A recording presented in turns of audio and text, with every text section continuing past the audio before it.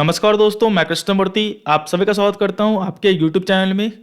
दोस्तों, आज मैं आपको बताने वाला हूं सेबी इन्वेस्टमेंट एडवाइज़र क्वालिफिकेशंस क्या क्या हैं, क्या क्या चीज़ें आपको करनी होगी अगर आपको सेबी इन्वेस्टमेंट एडवाइज़र के लिए अप्लाई करना है। तो सबसे पहले जानते हैं सेबी इन्वेस्टमेंट एडवाइज़र का रोल क्या होता है, रिसर्च एनालिस्ट और इन्वेस्टमेंट एडवाइज़र में डिफरेंस क्या है, सेबी इन्वेस्टमेंट एडवाइज़र क्वालिफिकेशंस क्या क्या हैं। उसके बाद जो है SEBI clarifications and certificate of registration grant जो करती है वो आपको कैसे आएगा। और यहाँ पे जो है जो भी आपको सेबी के इन्वेस्टमेंट एडवाइज़र या रिसर्च एनालिस्ट अगर आपको अप्लाई करना है तो मैं जो है आपको हेल्प कर दूंगा उसके रिगार्डिंग। तो वो मेरा चार्जेस क्या है वो मैं आपको गाइड करने वाला हूँ। सबसे पहले जानते हैं सेबी इन्वेस्टमेंट एडवाइज़र का रोल क्या है। सेबी इन्वेस्टमेंट एडवाइज़र जो है आपको इन्वेस्टमेंट एडवाइस दे सकता है, आपके गोल को प्लान कर सकता है। तो ये आपको सबसे बड़ा फैक्टर होगा इन्वेस्टमेंट एडवाइजर लाइसेंस लेने में। रिसर्च एनालिस्ट में क्या है, रिसर्च एनालिस्ट में जो है आपका जो रिसर्च एनालिस्ट है वो सिर्फ बाई, सेल और होल्ड कॉल दे सकता है। वो आपके पोर्टफोलियो को डिजाइन नहीं कर सकता, आपके पोर्टफोलियो पे लॉन्ग टर्म या इन्वेस्टमेंट एडवाइस नहीं कर सकता। उसका जो पॉइंट ऑफ व्यू है वो किसी पर्टिकुलर सेक्टर को लेके, स्टॉक्स को लेके बाई, सेल और होल्ड करने का है। तो यही दोनों डिफरेंस है आपका सेबी रजिस्टर्ड इन्वेस्टमेंट एडवाइजर और आपका रिसर्च एनालिस्ट में। इन्वेस्टमेंट एडवाइजर के पास बड़ा रोल होता है कि वो आपको बाई, सेल, होल्ड कॉल भी दे सकता है और आपके पोर्टफोलियो को आपके रिस्क प्रोफाइल के हिसाब से वो डिज़ाइन भी कर सकता है, ट्रैक भी कर सकता है और उसके हिसाब से वो चार्ज भी कर सकता है। तो ये फ़ायदा है आपको। अब देखते हैं यहाँ पे जो है इसका क्वालिफिकेशंस क्या क्या है। यहाँ पे देख लो जो चीज़ें ये आपको मैंने जो ली है, जो भी कंप्लेन हुए हैं, जो भी अनरजिस्टर्ड सेबी रिसर्च एनालिस्ट या इन्वेस्टमेंट एडवाइजर पे कंप्लेन हुए हैं, इन्वेस्टर्स के द्वारा चार्ज लेने के बाद पोर्टफोलियो में लॉस हुआ है, उनका जो है आपको मैंने स्क्रीनशॉट दिया हुआ है, चीज़ें आपको समझ में आ जाएंगी। विदाउट सेबी रजिस्ट्रेशन जो है आप जो है इन्वेस्टर से पैसे चार्ज मत करें अपने इन्वेस्टमेंट एडवाइस का, नहीं तो जो है कोई भी केसेज जो है आपको बचा नहीं सकती। क्योंकि सेबी का सिंपल रूल है, आपको इन्वेस्टमेंट एडवाइस और रिसर्च एनालिस्ट आपको जो भी आपका पॉइंट ऑफ व्यू है, जो भी आप बाई, सेल कॉल देते हो रिसर्च एनालिस्ट में या फिर जो भी आप पोर्टफोलियो डिजाइन करते हो इन्वेस्टमेंट एडवाइजर में, कंपलसरी आपको जो है सेबी रिसर्च एनालिस्ट या इन्वेस्टमेंट एडवाइजर का लाइसेंस लेना कंपलसरी है। मेरे पास जो है सेबी का वो रिसर्च एनालिस्ट का लाइसेंस है INH 5009852 प्रॉफिट बेल रिसर्च के नाम से। यहाँ पे देख लो, no stock broker, sub broker, share transfer agent, banker to an issue, trustee of trust deed, registrar to an issue, merchant bankers, underwriters, portfolio managers, investment advisors and such other intermediary who may be associated with securities market मतलब capital market, stock market, shall buy, sell or deal in securities except under and in accordance with the conditions of a certificate of registration obtained from the board of accordance with the regulations made under act। मतलब जो भी entity आपको deal करना है securities market में device के through या फिर आपको बाई, सेल के थ्रू रिकमेंडेशंस प्रोवाइड करनी है, आपको जो है जो भी लॉ के अंदर सेबी का रजिस्ट्रेशन है वो आपको लेना होगा। ये चीज समझ गए। यहाँ पे देख लो, I note that for seeking a certificate of registration for acting as an investment advisor, an entity is required to satisfy inter alia the following requirements as provided under investment adviser regulation 2013। मतलब इसको आपको satisfied करना ही होगा।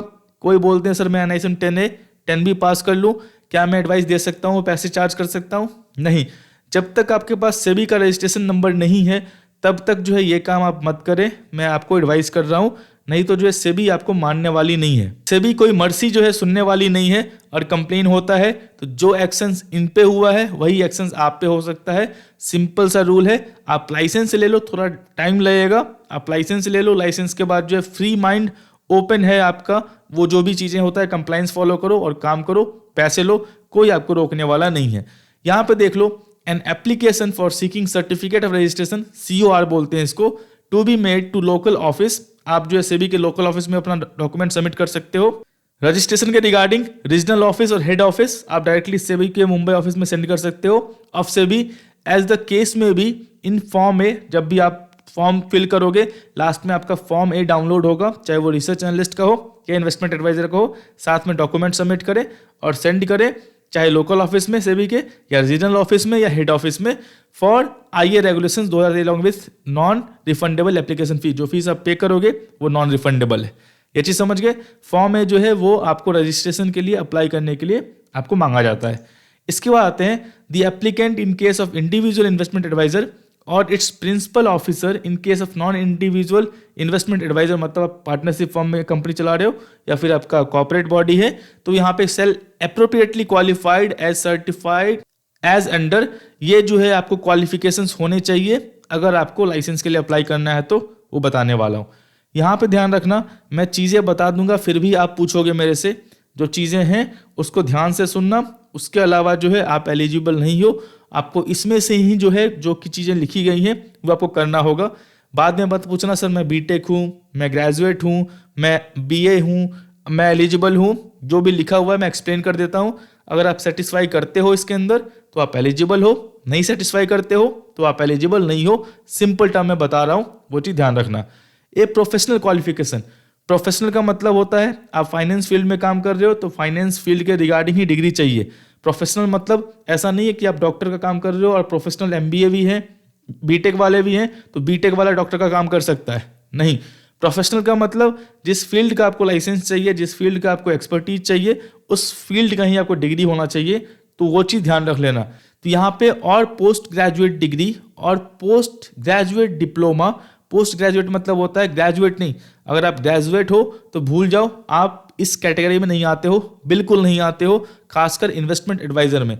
Research analyst में आप आओगे, उसके साथ आपको अगर आप ग्रेजुएट हो तो graduate plus 5 years of experience चाहिए, वो आगे बताने वाला हूँ। इन्वेस्टमेंट एडवाइजर में आपको कंपलसरी जो है पोस्ट ग्रेजुएट होना होगा और post graduate diploma minimum 2 years. ध्यान रखना, अगर आप पोस्ट ग्रेजुएट डिप्लोमा 1 ईयर का किए हुए हो चाहे फाइनेंस में भी, तो आप एलिजिबल नहीं हो। जब भी आप पोस्ट ग्रेजुएशन करना, अगर आपको इन्वेस्टमेंट एडवाइजर का लाइसेंस चाहिए तो मिनिमम 2 इयर्स का ड्यूरेशन होना चाहिए उसका इन फाइनेंस। देखो मैं बता रहा हूँ आपको, कोई बोलते हैं सर मैं यहाँ पे ऑपरेशंस में एमबीए हूँ, मैं जो है एचआर में एमबीए हूँ, मैं जो है सेल्स में एमबीए हूँ, क्या मैं एलिजिबल हूँ? नहीं, आपको प्रोफेशनल फील्ड का जो है डिग्री होना चाहिए। प्रोफेशनल फील्ड का डिग्री मतलब post graduate diploma in finance, accountancy में हो आप पोस्ट ग्रेजुएट, मतलब ग्रेजुएशन कर लिया उसके बाद वाला जो डिग्री होता है वो आपका फाइनेंस में है, अकाउंटेंसी में है, बिजनेस मैनेजमेंट में है, कॉमर्स में है, इकोनॉमिक्स में है, कैपिटल मार्केट में है, बैंकिंग में है, इंश्योरेंस में है और एक्चुरीज में है। एक्चुरी साइंस एक अलग कोर्स होता है फ्रॉम ए यूनिवर्सिटी और an institution recognised by the central government. जो यूनिवर्सिटी जो है रिकॉग्नाइज सेंट्रल गवर्नमेंट से है और स्टेट गवर्नमेंट से है, और ए रिकॉग्नाइज्ड फॉरेन यूनिवर्सिटी और इंस्टीट्यूशंस और एसोसिएशंस और a professional qualifications by competing a post graduate programme in the securities market investment advisory from NISM। ये भी आपको जो है पोस्ट ग्रेजुएट आप करोगे प्रोग्राम सिक्योरिटीज मार्केट में इन्वेस्टमेंट एडवाइजरी पे NISM से, तो वो भी वैलिड है। Of a duration not less than 1 year और a professional qualifications by obtaining a CFA charter from a CFA institute. आप CFA होल्डर हो तो भी आप काउंट करेगा। यहाँ पे देख लो, अगर आप NISM से पोस्ट ग्रेजुएट डिग्री करते हो जिसका वैलिडिटी 1 ईयर से लेस का नहीं है, 1 ईयर से लेस का नहीं है, 1 ईयर तक का भी है या उससे ऊपर का भी है, तो आप एलिजिबल हो। NISM जो है 1 ईयर से ऊपर का ही कोर्स करवाती होगी, तभी ये जो है आपका यहाँ पे रिकॉग्नाइज्ड है। समझ गए? तो एक चीज मैं बता दूं आपको, पोस्ट ग्रेजुएट जो डिप्लोमा करोगे आप, चाहे वो फाइनेंस में हो, अकाउंटेंसी में हो, जो यहाँ लिखा हुआ है इस फील्ड में आपका पोस्ट ग्रेजुएट है तो आप एलिजिबल हो। भूल जाओ आप किसी और फील्ड में किए हुए हो तो आप एलिजिबल नहीं हो। MBA इन सेल्स है, पोस्ट ग्रेजुएट इन सेल्स है, पोस्ट ग्रेजुएट इन मार्केटिंग है, पोस्ट ग्रेजुएट इन आपका ऑपरेशंस है, पोस्ट ग्रेजुएट MBA इन आपका HR है, आप एलिजिबल नहीं हो। अगर आपका फाइनेंस में है, अकाउंटेंसी में है, बिजनेस मैनेजमेंट में है, कॉमर्स में है, कॉमर्स मतलब MCOM किए हुए हो तो आप एलिजिबल हो, इकोनॉमिक्स में है, कैपिटल मार्केट में है, बैंकिंग में है, इंश्योरेंस में है और एक्चुरीज में है तो आप एलिजिबल हो। और वो आपका सेंट्रल गवर्नमेंट, यूनिवर्सिटी और स्टेट गवर्नमेंट से आपका रिकॉग्नाइज्ड है, मतलब AICTE और UGC से रिकॉग्नाइज्ड है तो आप एलिजिबल हो। कॉन्सेप्ट मैंने पूरा बता दिया है, चीज़ें आपको समझ में आ गई होंगी। आप इसके रिगार्डिंग आपका कोई दूसरा कोर्स है, you are not eligible, simple term में समझ लेना। अब आता हूँ मैं नेक्स्ट स्लाइड पे। यहाँ पे देख लो, an experience of at least 5 years, ये कंपलसरी है इन्वेस्टमेंट एडवाइजर के केस में। अगर आप रिसर्च एनालिस्ट हो तो रिसर्च एनालिस्ट में आपके पास ग्रेजुएशन है और आपके पास पोस्ट ग्रेजुएट डिग्री नहीं है तो आप एलिजिबल हो रिसर्च एनालिस्ट के लिए। बशर्ते आपके पास ग्रेजुएशन किसी भी फील्ड का हो, कोई दिक्कत नहीं है। आपके पास 5 इयर्स का एक्सपीरियंस होना चाहिए in activities related to advice in financial products. आपको जो है वैसी कंपनी के अंदर काम करना होगा जहां पे आप फाइनेंशियल प्रोडक्ट्स बेचते हो या उसके रिगार्डिंग काम होता है, और सिक्योरिटीज और फंड्स मतलब म्यूचुअल फंड्स हो गया, एसेट्स पीएमएस हो गए, एआईएफ हो गया, और पोर्टफोलियो मैनेजमेंट अगर आप इसके अंदर काम करते हो, कोई भी सेबी रजिस्टर्ड कंपनी है या कोई भी ऑथराइज कंपनी है जहां पे आपको प्रॉपर एक्सपीरियंस मिलता है, रिलीविंग लेटर मिलता है, और वो जो है सेबी से रजिस्टर्ड है, चाहे वो बैंक्स हो, बैंक के पास म्यूचुअल फंड का जो है ARN नंबर होता है, तो भी जो है आप एलिजिबल हो। आप जो है बस फाइनेंशियल प्रोडक्ट्स, सिक्योरिटीज, फंड और एसेट्स पोर्टफोलियो मैनेजमेंट के अंदर कोई भी कंपनी हो जो रजिस्टर्ड हो सेबी के अंदर, तो आप काम करोगे तो आप एलिजिबल हो। सर मैं 5-10 साल से यूट्यूब चला रहा हूँ, सर मैं खुद से काम कर रहा हूँ, आप एलिजिबल नहीं हो, ये चीज ध्यान रखना। तो समझ गए, रिसर्च एनालिस्ट में आपको ग्रेजुएशन हो और ये 5 इयर्स का एक्सपीरियंस है, आपका वैलिड प्रॉपर एक्सपीरियंस है, एम्प्लॉयर आपको वैलिड प्रॉपर एक्सपीरियंस दे रहा है सर्टिफिकेट के साथ, तो आप एलिजिबल हो। नहीं दे रहा है तो आप एलिजिबल नहीं हो। इन्वेस्टमेंट एडवाइजर में आपके पास पोस्ट ग्रेजुएट डिग्री जो है कंपलसरी चाहिए, जो मैंने बताया हुआ है, प्लस यहाँ पे और का ऑप्शन नहीं है, प्लस 5 इयर्स का एक्सपीरियंस आपको कंपलसरी चाहिए। आने वाले यहाँ पे आता हूँ, applicant in case of individual investment advisor or its principal officer in case of non-individual investment advisor and person associated with investment advice shall have all the time a certification of financial planning। आपके पास CFP का financial planning का certificate है, और fund और asset और portfolio management और investment advisory services from NISM। ध्यान रखना, ये सब सर्टिफिकेट जो है आपका सिर्फ NISM से है तभी वैलिड होगा, और एनी अदर ऑर्गेनाइजेशन और institutions including financial planning standard board of India CFP जिसको बोलते हैं, और any recognised stock exchange in India provided such certifications is accredited by NISM।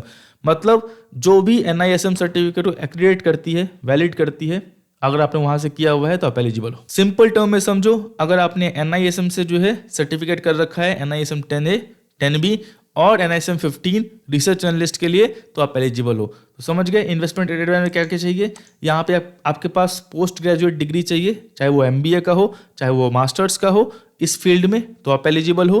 Plus 5 years का एक्सपीरियंस चाहिए, ये कंपलसरी है। इसके बाद जो है प्लस आपके पास NISM का 10A 10B का सर्टिफिकेट है, तो आप इन्वेस्टमेंट एडवाइजर के लिए आप एलिजिबल हो। समझ गए। इसके बाद जो है individual applicant must have net worth not less then 5 lakh rupees.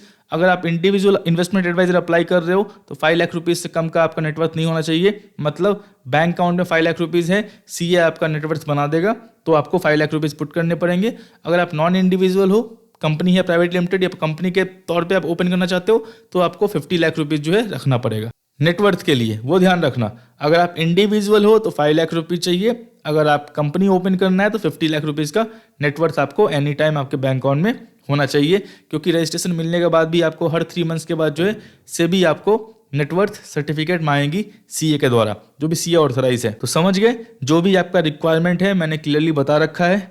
अगर आपको सर्विसेज चाहिए, आपको जो है अप्लाई करना है, दिक्कत हो रही है, या फिर आपको फर्दर क्लैरिफिकेशन चाहिए, तो सिंपल है, learningmirror.in पे चले जाओ, सर्विसेज पे जाना।